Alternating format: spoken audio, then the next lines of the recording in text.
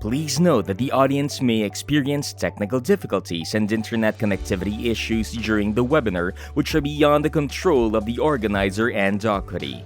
If you encounter any connectivity issues or technical problems which will result in partial completion of the webinar, you may view the on-demand video which will be available at the organizer's Docquity channel in the Docquity application and website.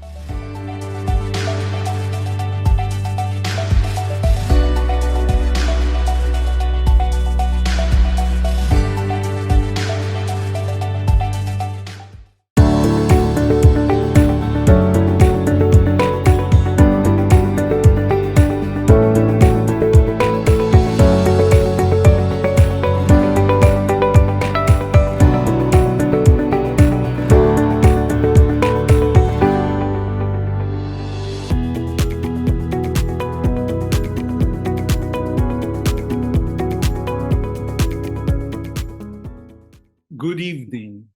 Welcome to the Catholic Physicians Guild of the Philippines Bioethics Lecture Series. Let us start the program with a prayer to be followed by the Philippine National Anthem. Let us bow our heads and put ourselves in the presence of the Lord. Dear Heavenly Father, we thank you for gathering all of us today.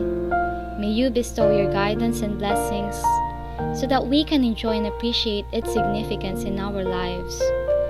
Bless everyone who are present here today, that each one of us may be able to share our knowledge, understanding, and wisdom for your glory and honor. May the various activities related to this event be a success through your intervention. We all ask of this in the mighty name of Jesus. Amen.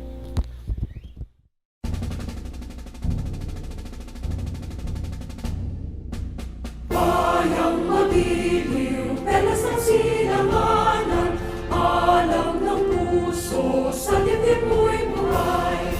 Lupang hinirang, duyan ka ng magiting, sa manlulupig, di ka pasisingin, sa dagat at bundok, sa simoy at sa langit mong bakaw, may nilagang tula at awit sa paglayang minamahal, ang kisag ng watawat mo'y tagumpay na nagdidinig, ang bituin at araw niya kailan pa may di magdidinig, lupa ng araw ng buwan at ipagsinta, buhay ay langit sa piling mo. Aming ligaya na pag may mga api, ang mamatay ng dahil sa'yo. Good evening again. I am Dr. Romel Caseño Lobo, the Assistant Secretary of the Catholic Physicians Guild of the Philippines, and I will be your host for today's Bioethics Lecture Series. Let us all listen to Dr. Ramon C. Severino, the President of the Catholic Physicians Guild of the Philippines, as he delivers his welcome address. Good evening, dear friends. Again, we would like to welcome you to the Catholic Physicians Guild of the Philippines Bioethics Lecture Series. This lecture is entitled Ethical and Legal Aspects of Teenage Pregnancy. This is an appropriate topic to discuss during these times, of which we are faced with so many issues of adolescent, like high suicide rates and teenage pregnancies. In our practice, we're often faced with moral and legal questions concerning teenage pregnancy, and we have to be able to answer these issues and questions with the moral standards that the Catholic Church teaches us. Our future lies upon on how we can practice and teach the next generation about the sacredness of the body and sacredness of marital relationship. Today, we are blessed to have two well-known authorities in their fields, in the person of Dr. Alicia Tanesis and Dr. Attorney Bucastro. This event would not have been possible if not for the members of the Committee on Bioethics modules headed by Dr. Michael Resurrection. The Catholic Physicians Guild and the board members would like to encourage you to take part in our educational program and also to be active members of our organization. May God bless you always. Thank you. Thank you, Dr. Ramon Severino. The Bioethics Lecture Series is a project of the Committee on Bioethics module. Let us give a warm welcome to Dr. Michael M. Resurrection as he gives the course overview.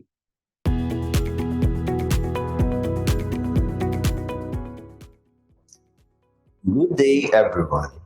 Welcome to the Catholic Physicians Guild of the Philippines Bioethics module on ethical and legal aspect of teen pregnancy. Adolescent pregnancy is a global phenomenon with clearly known cause and risk factors. It is associated with severe health, social, and economic consequences to individuals, families, and communities.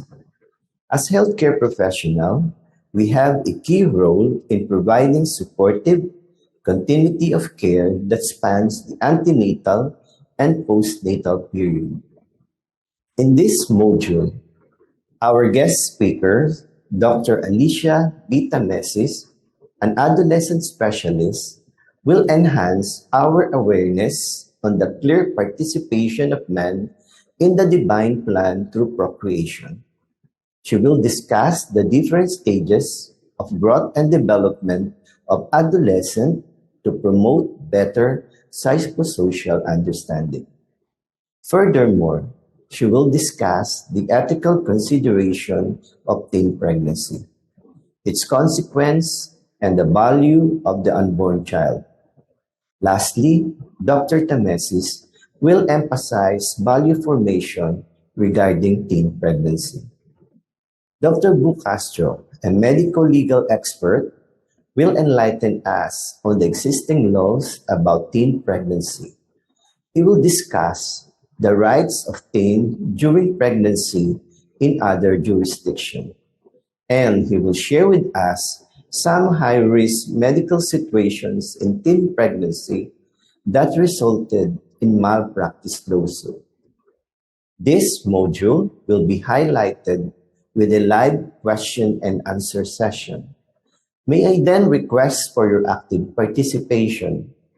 This session has a corresponding CPD units from the Philippine Medical Association, the Philippine Pediatric Society, and the Philippine Academy of Family Physicians. Kindly answer the post-evaluation survey and the post-test at the end of the session to get your e-certificate. Thank you very much. Thank you, Dr. Resurrection. I am pleased and honored to introduce our distinguished speakers. I am sure that they will enhance our knowledge as they provide insight on ethical and legal aspects of teen pregnancy. Our first speaker is a graduate of the University of Santo Tomas, Faculty of Medicine and Surgery, took her master's in public health at the Institute of Community and Public Health, International Fellowship in Adolescent Medicine at Montefiore Medical Center, Albert Einstein Medical Center, Bronx, USA. She is an Emeritus Fellow of the Philippine Pediatric Society, a Fellow of the Philippine Society of Adolescent Medicine Specialists. Ladies and gentlemen, please welcome Dr. Maria Alicia B. Tamesis after I introduce Dr. Bu Castro. To follow, Dr. Alicia B. Tamesis is also a graduate of the University of Santo Tomas, Faculty of Medicine and Surgery. Took his Bachelor's of Law at the University of Santo Tomas College of Law, residency in Anatomic and Clinical Pathology at Hospital ng Maynila, Life Member, Integrated Bar of the Philippines, Life Member, Philippine Medical Association, a Fellow of the Philippine Society of Pathologists. He is Dr. Bu C. Castro. Good evening. I'm Dr. Alicia Barbano Tamesis, pediatrician with special training in adolescent medicine. I'm here to share my thoughts about the ethical aspects of teen pregnancy. Here goes. This is the outline of my talk. and I will read through my objectives. The general objective is to understand and promote awareness on the clear participation of man in the divine plan through procreation. My specific objectives will be this: discuss the different stages of growth and development of adolescents in order to promote better psychosocial understanding, promote awareness on the ethical considerations of teenage pregnancy, its consequences, and the value of the unborn. Encourage reformation and values formation of the youth regarding teenage pregnancy. There are different challenges in the formation of this talk. One is a discussion of adolescent sexuality leads us to different perspective, and that is one, anthropology. It is the science that deals with origins, physical and cultural development, biological features, customs and beliefs of humankind.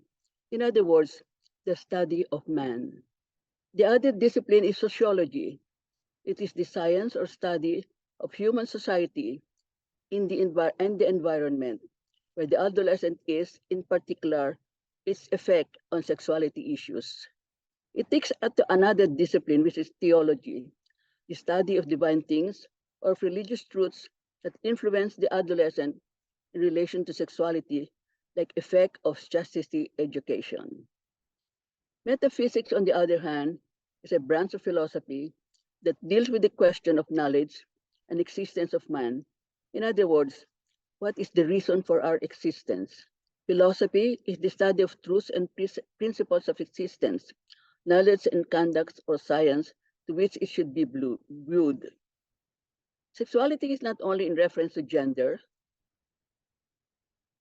to reproductive function, to sexual urge, sexual instinct, but the use of all this in man's participation in the divine plan, and that is through procreation.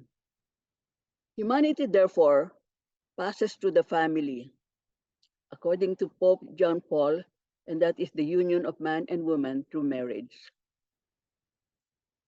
Sexuality belongs to the original plan of the Creator, creating man and woman, his own image and likeness. God intended them to be collaborators with him in the creative plan.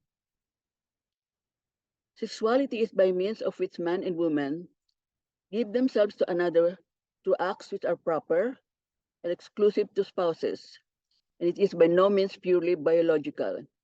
It concerns the innermost being of the human person.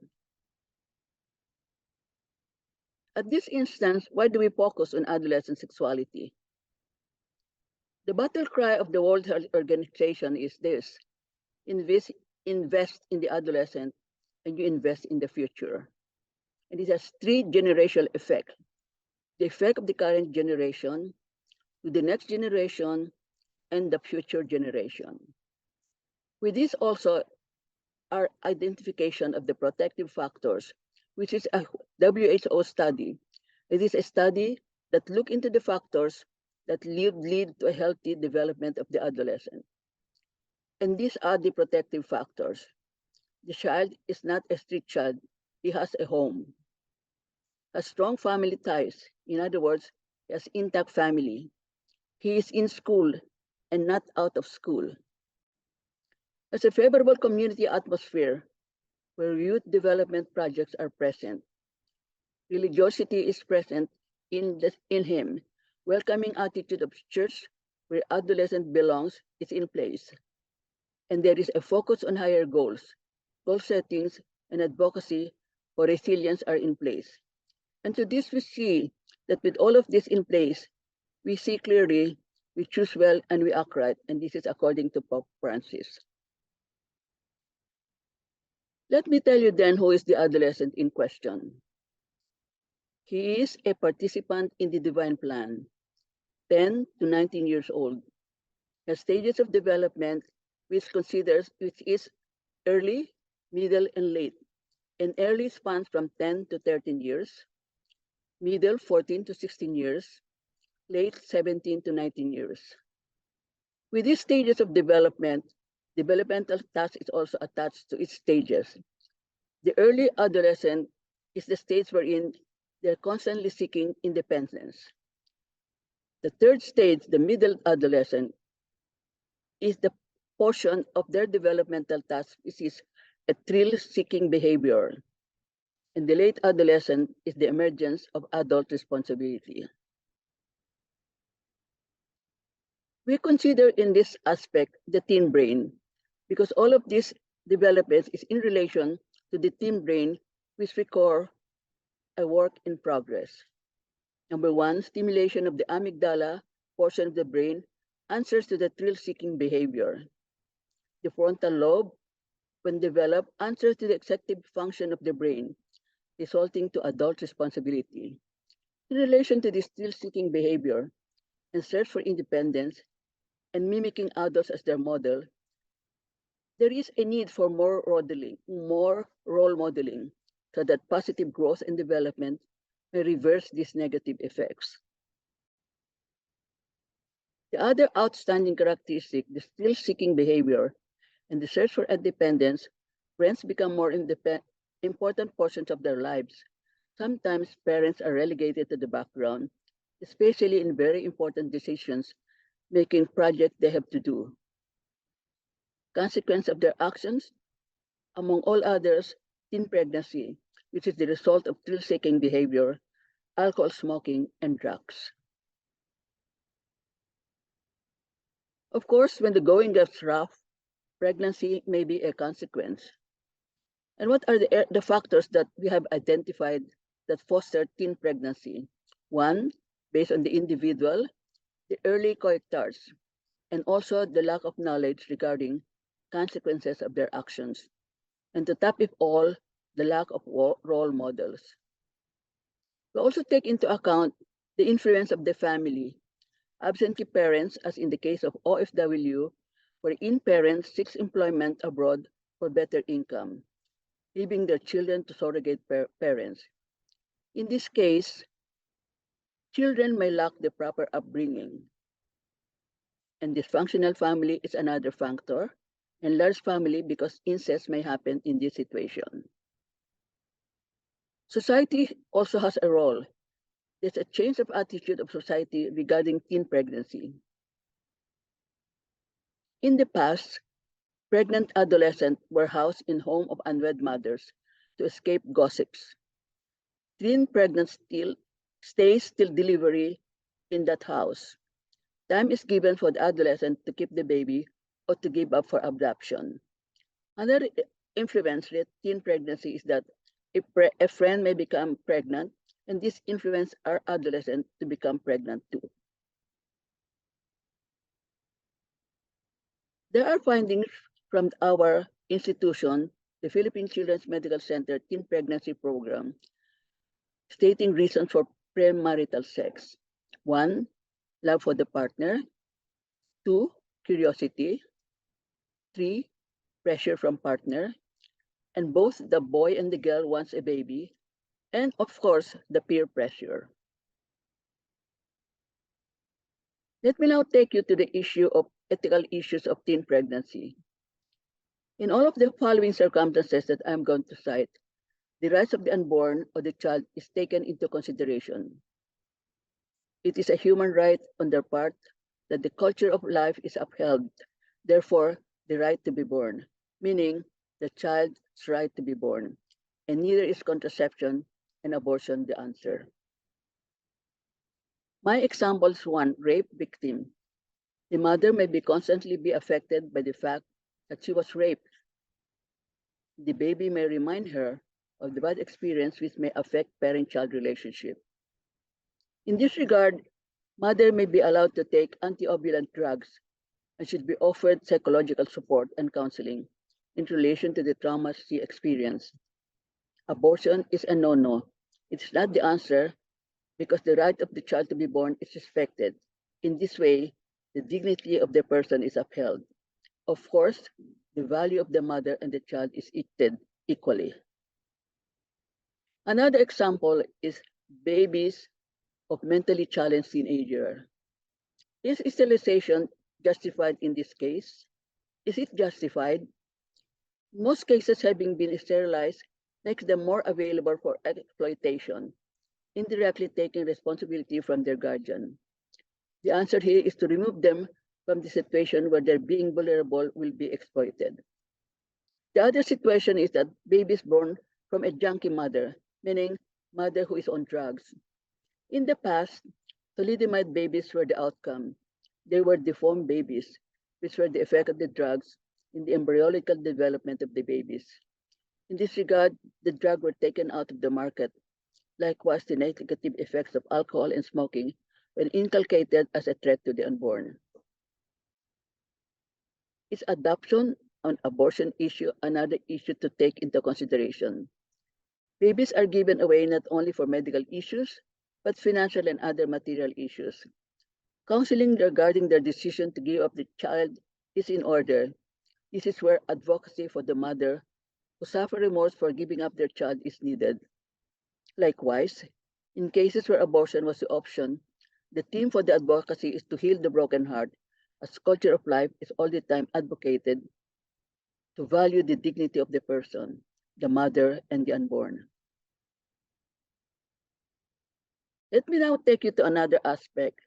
What does the youth say about abortion? According to the Young Adult Fertility Survey, or YAPS 5, 2021, the adolescent says they are in favor. 1. If the life of the mother is in danger, 28%. Or the pregnancy is a result of rape, 12%. Or the child may be deformed, 10%. The woman is single, 7%. The couple is too young, 7%. This married couple has many children, 6%. The married couple does not want more children, 5%. The above were the answers from 10,000 plus respondents. From these answers, we can form our advocacy actions to form the adolescent on chastity education and other matters giving value to the dignity of the person. Very recently, we saw emerging issues. 1. Couples entering into a marriage contract without plans of having a baby. This is contrary to the participation of man in the divine plan of procreation, as procreation is the result of their union. They consider taking care of the child as a burden. Couples entering into intimate relationship only for sexual gratification. This again is contrary to the love and responsibility of conjugal love. Commercial sex, not really an emerging issue, but because it has been with us for some reason, the cause is poverty. Chastity education and values formation is the answer to this issue. Likewise, the sensitivity of the government to this issue must be a priority. Parents involving their children in commercial sex, again because of poverty. What then is our role? What is the role of the teen advocates to all of the situations that we have elucidated? We surely have a role, and that is propagate the culture of life, not abortion, not sterilization, not the pills, because they are not the answers. We have to propagate pro-life movements, propagate care for individuals with abortion as a broken heart as a consequence of their action. Advocate sexuality and chastity education for both parents and teens. Advocate homeschool collaboration regarding sexuality issues and other issues which gives relevance to the PTA meetings. Promote programs for adolescents' wholesome growth and development. To cite an example, Linduyan ng Kabataan, meaning cradle of the youth, is an example. Adolescents undergo training in health education, care of the environment, chastity education, love of country, and sexuality issue, among all others.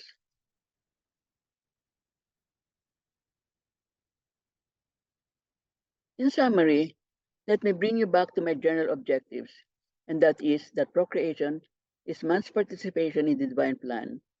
On all of these instances, what may be contrary to this plan, the issue of the value of the person should be foremost value that we should uphold, and that is the dignity of the person made in the image of God. Join me now in saying my prayer. I thank God for the wisdom which helped me prepare this talk. I thank God for your presence. I pray that culture of life will be observed in all of our advocacy projects, giving value to the dignity of the person. And I thank the Catholic Physicians Guild for making me part of this affair. Thank you. Let me share my references, and I flash it on the screen. 1. Theology of the Human Body, a commentary by Christopher West. Ethics of Healthcare, by Benedict Ashley and Kevin O'Rourke, and other references which I have flashed on the screen.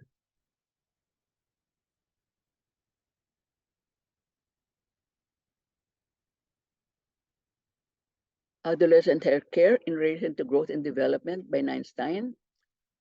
Let Us Dream the Path of a Better Tomorrow by Pope Francis. Excerpt from the IAPS 2021 findings by Omar Obligar. Risk factor associated with teen pregnancy by Sunshine Balbalosa Acero. Findings from PCMC teen pregnancy programs by Darlene Reyes Picache, and anecdotal data from advocacy projects. With this, I thank you and good night, everyone.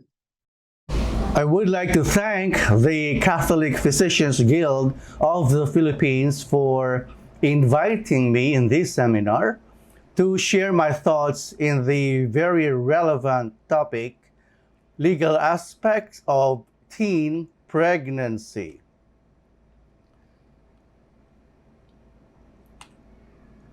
The course objectives of my presentation are as follows. First, to know the pertinent provisions of existing laws about teen pregnancy. 2, to discuss some rights of teens during their pregnancy in other jurisdictions and in the Philippines. And 3, to discuss some high-risk medical situations in teen pregnancy that resulted or that may result to malpractice lawsuits.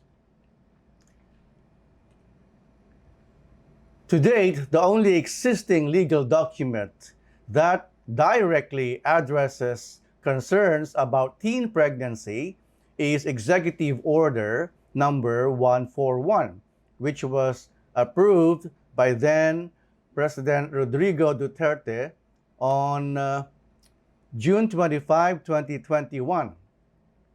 However, with all due respect to the proponents of this Executive Order 141, it dwells more on the prevention of teen pregnancy.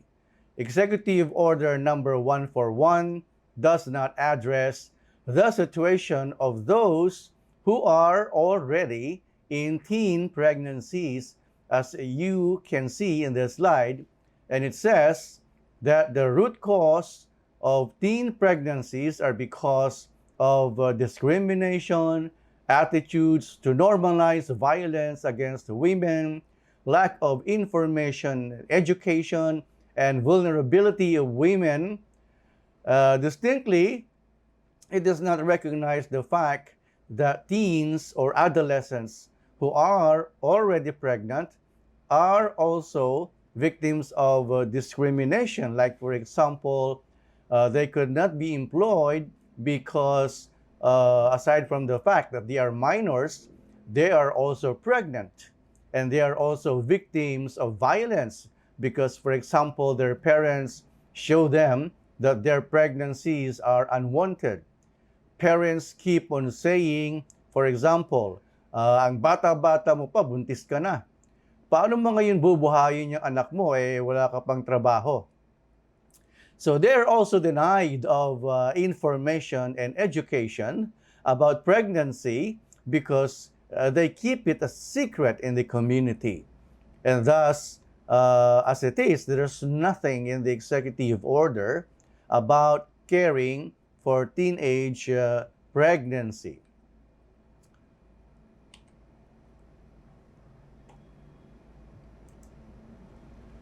Even our senators and congressmen are much aware about the rising incidence of teen pregnancy, and although, again, they are only concerned about preventing pregnancy, there seems to be no attention or to give attention to or plan to legislate about caring for teen pregnancy, and that is until now. There is no legislation to adequately protect the health conditions of the teens who are pregnant when they are vulnerable to, or in medical language, we say they are at high risk for medical and mental health problems. According to the National Nutrition Council of the Philippines, pregnancy during teenage years is also associated with higher risk of health problems such as preeclampsia, anemia, contracting sexually transmitted diseases, premature delivery, postpartum hemorrhage, and poor mental health outcomes. Teenage mothers are more likely to experience violence and depression that can increase the risk of mental disorders, and that is according to the Philippine National Nutrition Council. Now, it is important to emphasize that these medical conditions are themselves medico-legal problems that give rise to malpractice lawsuits against doctors and hospitals. We have actual cases of teen pregnancy complicated by preeclampsia. Later, the mother suddenly experienced severe convulsion, and both the mother and the baby died. The doctors and hospital were sued for medical malpractice. Our law firm also have 3 cases of teen pregnancy resulting to premature birth, and after discharge, there was diagnosis of retinopathy of prematurity, which were claimed to be undiagnosed or misdiagnosed by the doctors and the hospitals. And of course, teen pregnancy that resulted to prolonged labor that resulted to uterine atony and death of the teen pregnant mother, again resulting to malpractice lawsuit against the obstetrician and the hospital.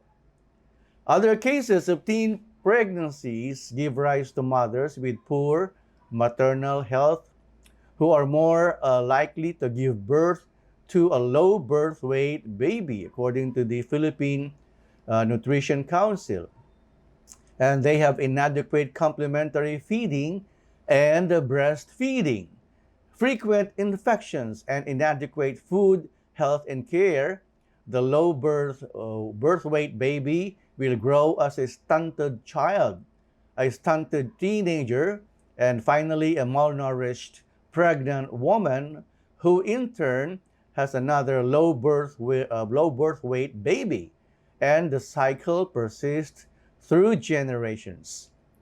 Their body may compete with developing fetuses being carried for nutrition, and they may not be psychologically ready to nurse babies after delivery, since some pregnancy among teenagers is either unintended or unwanted. Again, Executive Order 141 is more of prevention, and it does not address the already existing conditions in teen pregnancies. Now, please don't take this out of context when I discuss abortion in the Philippines, and we know very well that intentional abortion is considered murder in our jurisdiction. This review about abortion is in other countries like the US and Europe, where intentional abortions are legalized. This means that despite protocols for safe abortion procedures in other countries, teenage pregnancy by itself results in higher mortality. And in these countries, lawsuits against doctors are initiated against the abortion doctors by the parents of these teen pregnant women when they die during abortion procedures. Again, let me emphasize that in the Philippines, intentional abortion is considered murder. In Republic Act 10354, or better known as the Responsible Parenthood and Reproductive Health Act of 2012, this must be referred to as the teenage pregnancy in Executive Order number 141. Just to emphasize, the provisions under this law, meaning Republic Act 10354, are applicable to both adult and teen pregnancy. And here, in the specific provision, Section 4, Paragraph B, adolescent is defined as young people between the ages of 10 and 19 years who are in their transition from childhood to adulthood.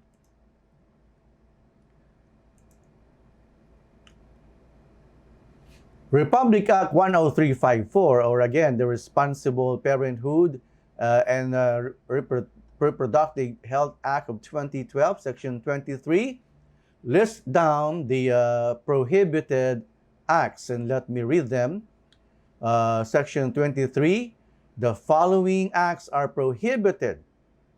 Letter A, any healthcare service provider, whether public or private, who shall knowingly withhold information or restrict the dissemination thereof, and or intentionally provide incorrect information regarding programs and services on reproductive health, including the right to informed choice and access to a full range of legal, medically safe, non-abortive fashion. Okay, let me emphasize that non-abortive fashion and effective family planning methods. And number 2, it says, those who refuse to perform legal and medically safe reproductive health procedures on any person of legal age on the ground of lack of consent or authorization of the following persons in the following instances, meaning situations where there is clash of who's going to give consent. So letter I, it says spousal consent in case of married persons, provided that in case of disagreement, the decision of one undergoing the procedure shall prevail. It means that in adult pregnancy, if there is a clash between decisions between the wife and the husband, then the wife will decide and whose decision will prevail. However, in letter I, when the teenage pregnant mother is a minor, then it is the parents or the legal guardian. Okay, here in I, it specifically mentions minors or teen pregnancy, so that the deciding authority are the parents or the legal guardians who exercise parental authority. And here the authority to decide is not just verbal or oral, but it says, and it requires a written consent by the parents or consent of the legal guardian. Again, may I repeat, a written consent, not merely verbal or oral consent.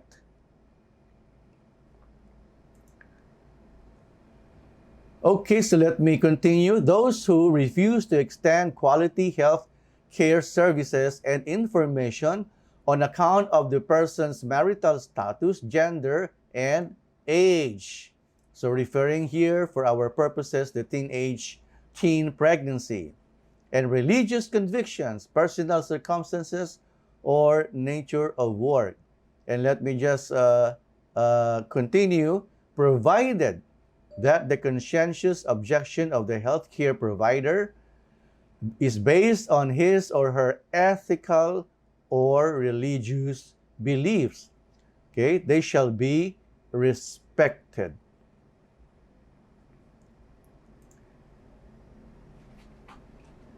Now, you know very well that the Reproductive Health Act or Reproductive Health Law was brought to the Supreme Court allegedly that it is being unconstitutional, and the primary proponent is the Catholic Church of the Philippines. So, in the decision of the Supreme Court voided certain provisions of the Reproductive Health Law, and these are applicable also to the teenage pregnancy, and let me just go over them. So, for example, the Supreme Court voided section or portions of Section 7 of the law, which require private hospitals owned by religious groups to refer patients to other health facilities and allow minors suffering miscarriage access to modern family planning without the consent of their parents. So the Supreme Court says it should be with the consent of their parents because they are minors. And further, the Supreme Court also struck down Section 17, which requires healthcare providers to grant free services to indigent women as a prerequisite to securing PhilHealth accreditation.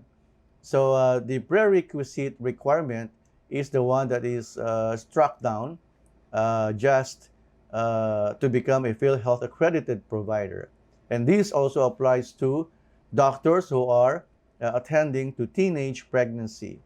Also voided were provisions of Section 23, penalizing health workers who fail or refuse to disseminate information on reproductive health programs, regardless of his religious beliefs. In other words, the Supreme Court, because of the Constitution, religious freedom, respect the rights of the healthcare providers to their religious belief, regardless whether the healthcare provider is either government or private.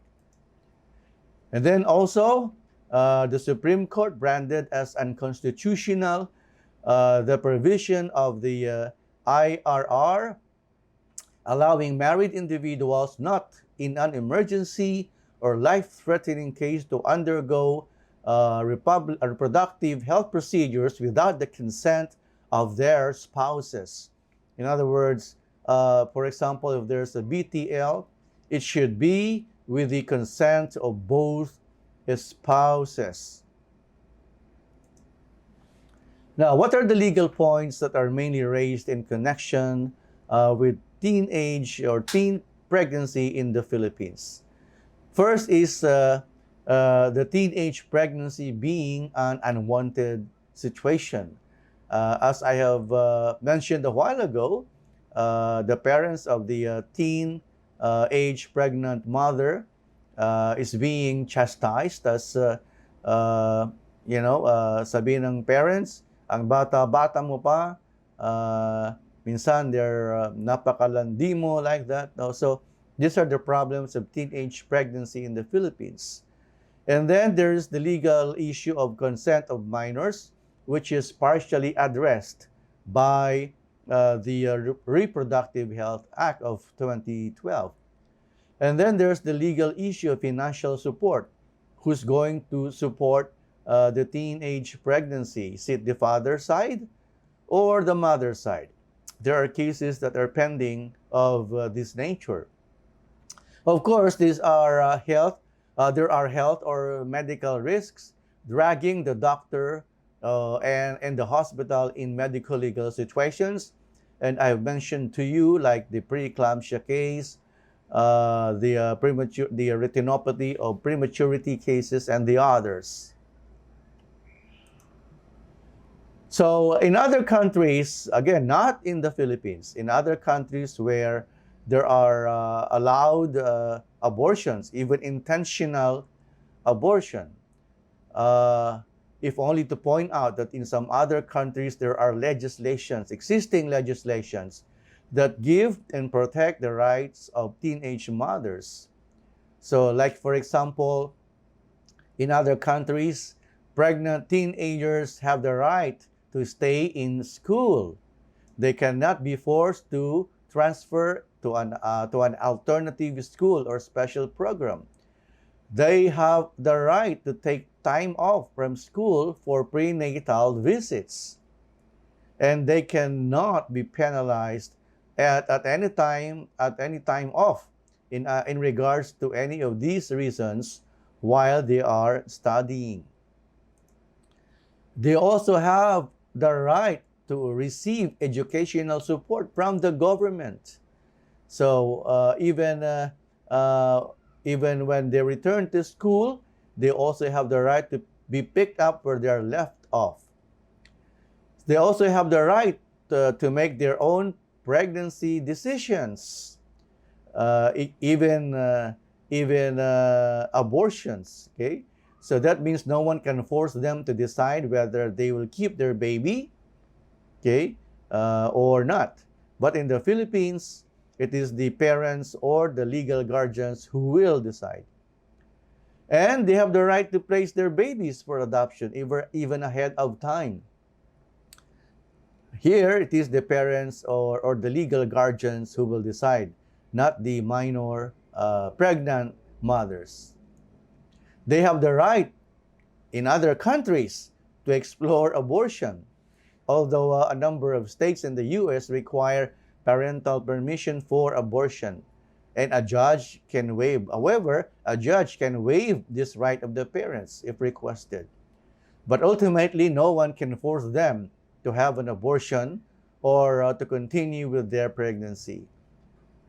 This is where the Republican states and Democratic states clash, meaning Republican states shun abortion, or they prohibit abortion, but not in the Democratic states.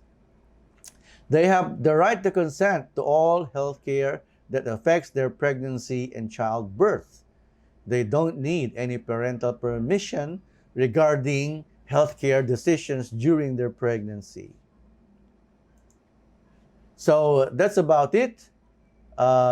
If you have some questions, then I'm ready to take those questions, and I hope to give an appropriate answer. Thank you very much.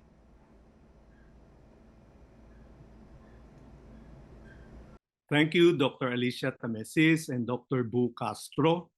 Just to summarize, our speakers have discussed the ethical considerations of teenage pregnancy, its consequences, and the value of unborn child, and emphasize value formation of the youth regarding teen pregnancy. Dr. Bu Castro have discussed pertinent provisions of existing laws about teen pregnancy and shared high-risk medical situations in teen pregnancy that resulted to malpractice lawsuits. For the next part of our program, we will have the question and answer portion. To moderate this session is Dr. Pacifico Eric Calderon. To introduce our moderator properly, he is a graduate of the University of Santo Tomas, Faculty of Medicine and Surgery, took his Master's in Bioethics at University of Sydney, Masters of Education at Monash University, a fellowship in clinical ethics at Kyoto University. He's a regular member of the Bulacan Medical Society, life member, Catholic Physicians Guild of the Philippines, Member, Asia Pacific Bioethics Education Network. Head, Clinical Ethics Services, St. Luke's Medical Center, Quezon City and Global City. He's an associate professor of St. Luke's Medical Center, College of Medicine. Ladies and gentlemen, let's all give a welcome to Dr. Pacifico Eric E. Calderon.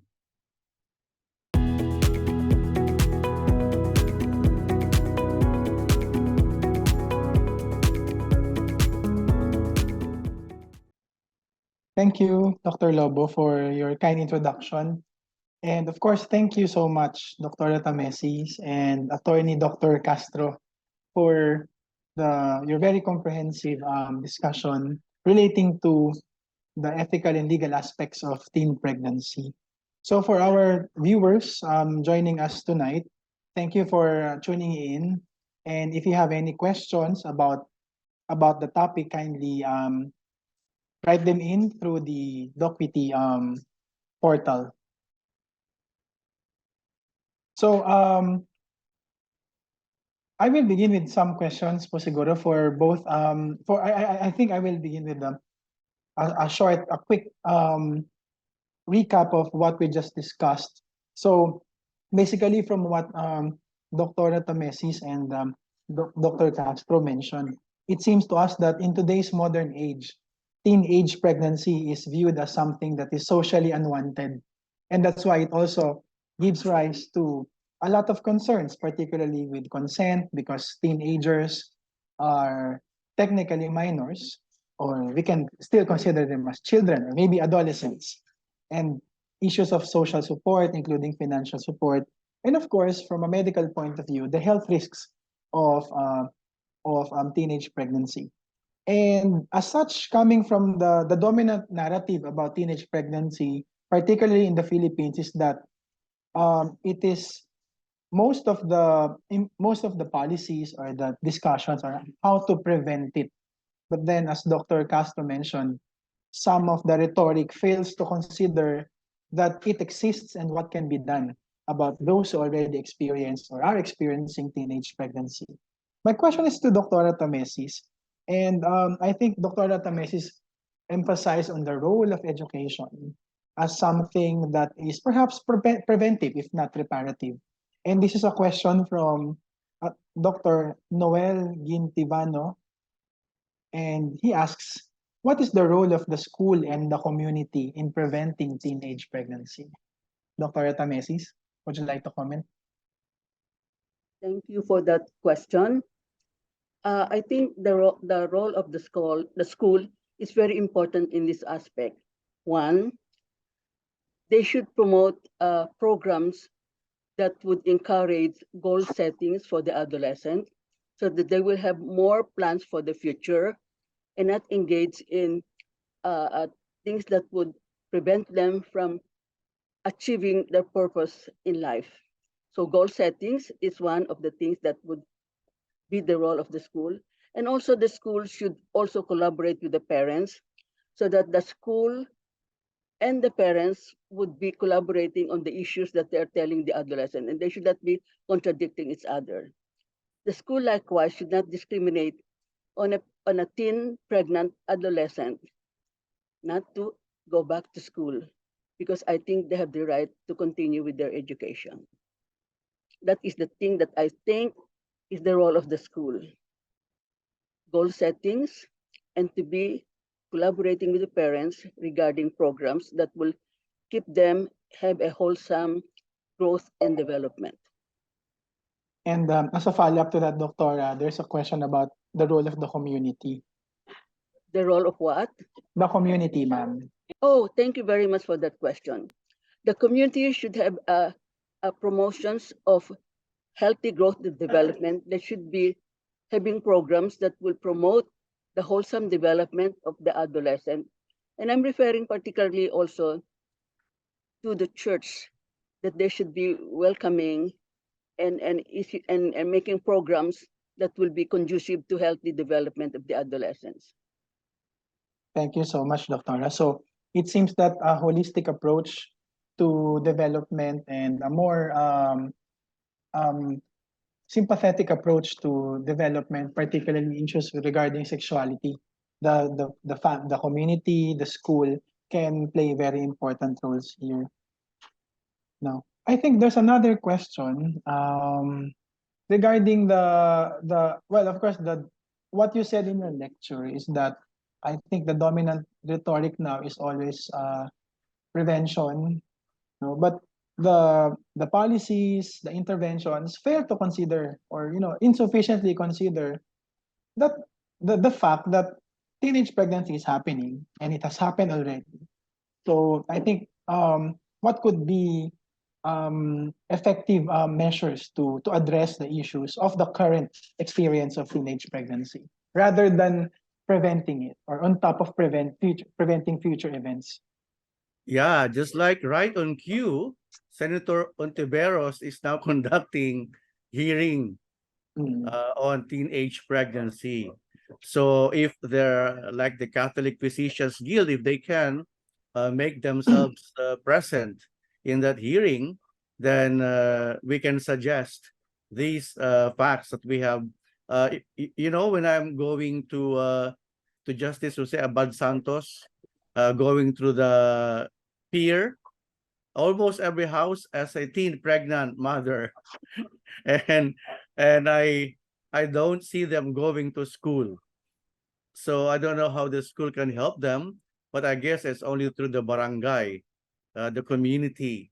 And right now, as I've said, there's a hearing going on in the Senate, being conducted by Senator Ontiveros. And it is during this time that we can make our presence be felt in that hearing. Thank you so much for that, sir, and congratulations to the team of Senator Hontiveros for tackling that very important and timely issue. So now I think I'll go clinical. I mean, in the context of the physician and the physician-patient relationship. Let's say, for example, you have a teenage mom, or a teenage expectant mom. She's gravid, she's teenager, and I think my question will be about the manner of counseling this teenage mom, and also the father, or the partner, if the father happens to be involved. No? Because I think in one of the comments earlier, it was mentioned that commonly the father is older, or way older than the adolescent. So how can we address these clinical encounters, or what would be an effective approach, or meaningful approach during a prenatal visit, for example? Would you comment on that? Dr. Tamesi, shall I begin with you, ma'am? Your question is, how am I going to address the issue of a teen pregnant who comes into my clinic? Yes. Okay. If she comes to the clinic and she's pregnant, so are there any differences in the approach? What would be To the prenatal? course of action in relation Yes. to counseling? Yes, ma'am. I have to take into consideration the age of the patient. Okay. If this is really a minor who got involved with a gurang father, Yeah. I probably will discourage her from going through this process again by talking about secondary abstinence. Okay. Or I will take into account also the participation of the parents, because this particular teenager got involved with a married man or a senior. Okay. So I will take the participation of the parents. I will not just take the child to be responsible for all of these things. Secondly, if the teen pregnant is already emancipated in a way, I will take into account also the opinion of the father of the child. So is that the thing that you want me to react to? So I will take that Yes, as ma'am. part of my counseling. Okay, because the parents probably may also have to take into consideration financial burden when the baby is already born. Who will take charge of the care of the baby? Okay, in case of that minor. and who will be paying for the hospital expenses if the father is not employed? Mm. And if ever he is, will it be the sole concern of the father because this child is a minor, and the parents should also be part of the equation, in other words? Thank you so much for that, Doctora. So what we're hearing from you is to provide a comprehensive care and counseling to the teenage to the adolescent mom, but but for the doctor or the clinician to be mindful of the age and of course consequently the level of maturity or thinking of the patient. No, I think yes, ma'am. Would you like to? I was going to say, you hit the nail on its head. Yeah. Thank you for Yeah. that. Thank you very much, ma'am. But in regard to that, you mentioned about emancipation. I think now I will bring this question to Dr. Castro because in his lecture he mentioned that one of the potential ethical and or legal implications of teenage pregnancy would be consent. Well, I think I'm reading that consent within the clinical experience, and also is there any process by or is there any way by which Filipino or Filipina adolescent would be emancipated by virtue of just getting pregnant? Sir, would you comment on that? Sorry, you are muted, sir. Kind. Sorry. I'm sorry. No It is worries, sir. very clear in the reproductive health law that for as long as there's an issue of reproductive health, there's always the consent of the parent. Mm-hmm. But other than that, then they are emancipated, meaning they can go into a contract of sale, contract Mm-hmm. of whatever other purpose other than for purposes of reproductive health. Because when they talk about issue of, for example, family planning, then it is always with written consent of the parents. Mm-hmm. So, So there's no such thing as emancipation with respect to reproductive health.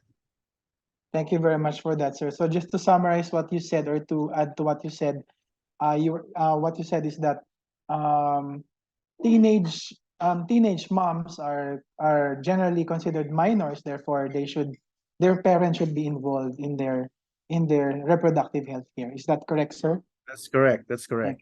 Thank you very much. This is another question from Dr. Esperanza Rivera. She says, Dr. Tamesis, thanks for your comprehensive presentation. Can we turn the table and look at the pregnant teen as the victim and the male partner as the predator? Usually, male partners were found to be older and authoritative. What efforts may be done to address this? First of all, I'm always on the preventive side of the issue. I probably will have to take into consideration the development of my child, not to get involved with older people, if ever it could be. Okay, and also to take into account the financial and material aspect of this relationship. Okay, and so counseling should take into consideration the preventive aspect and also chastity education.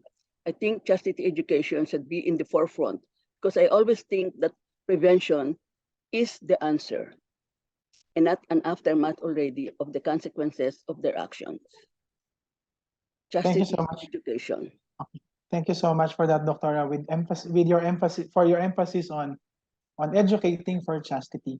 Now I turn to Dr. Castro because there were some, this alludes to a very some when the question was framed, I think it was in terms of there was a male partner who was older and authoritative, and probably there could be an element of seduction of a minor. Can you comment on that, sir, from a legal perspective? Oh, I politely disagree with Dr. Ching Rivera because in certain areas, it is the other way around. especially in the rich urban places, it's the female who is the dominant. So what's the question again? So can there be any legal implications to this? For example, assuming let's assume first that it's the male is the dominant one, and then the female is the one who's younger, or the teenager. That's correct, because in the new definition of rape, there are certain age differences where you can consider the sex as rape. So this must be investigated very well. Even though they had a good relationship, it might fall into the elements of the new definitions of rape. And in the other scenario, wherein the female is the teenage female is older or more powerful than maybe a younger male, will there Yes. be any The legal new implications? definition of rape is modified that either sex can be Okay. guilty of rape against the other. Thank you so much for clarifying that. So I guess we will now come to a conclusion from this. We will now conclude with our question and answer. But before I totally conclude, is there any one final statement that you would like to offer our audience tonight? I'll begin with you, Dr. Tamesis. Thank you for considering me to be the first to comment on this. I always would say that sexuality is part of the participation of man in the plan of the divine plan of God. So it is something very sacred, and that should be respected.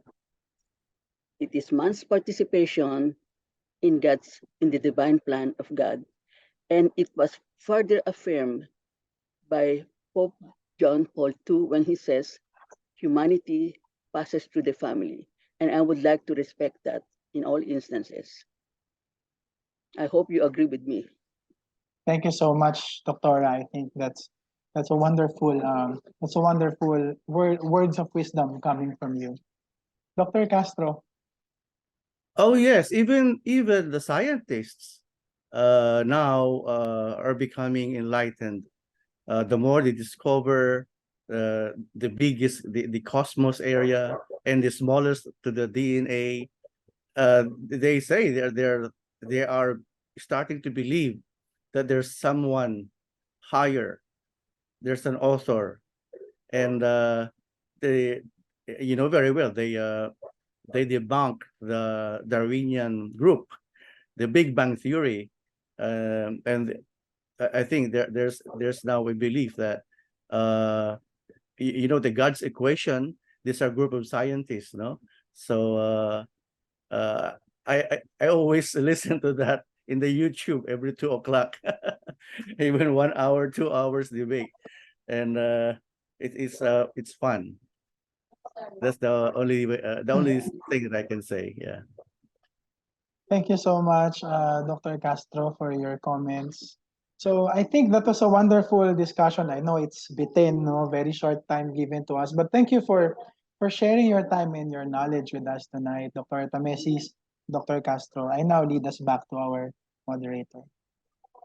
Our heartfelt gratitude to our brilliant speakers, Dr. Alicia Tamesis, Dr. Bu Castro, and to our engaging moderator, Dr. Eric Calderon.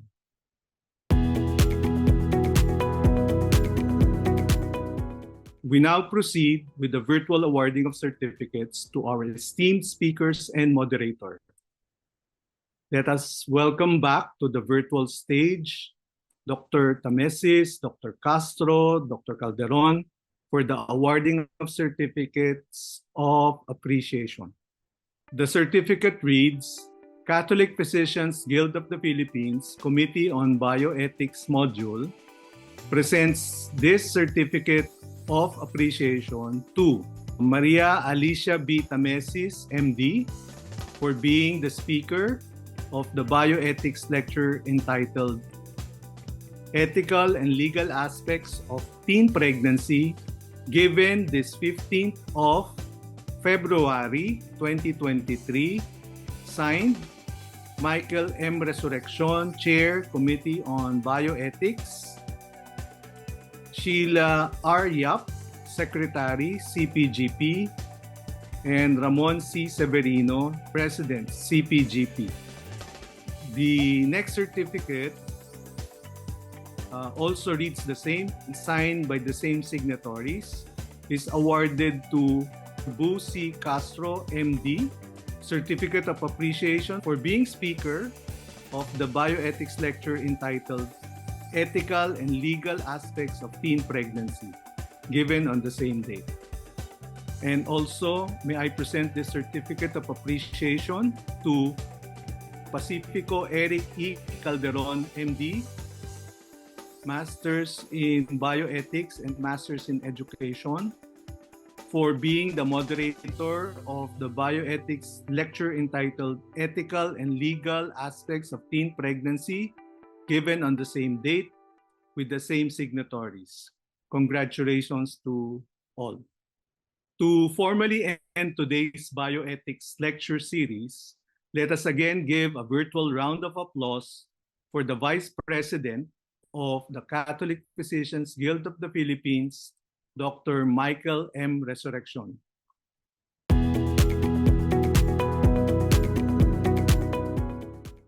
It was a pleasure to have you with us. I wish to thank our speakers, Dr. Alicia B. Tamesis, Dr. Bu C. Castro, our moderator, Dr. Pacifico Eric Calderon, whose presence has been invaluable in making this session a success. Thank you all for attending. We hope you have learned and enjoyed this presentation. This concludes the module on ethical and legal aspect of teen pregnancy.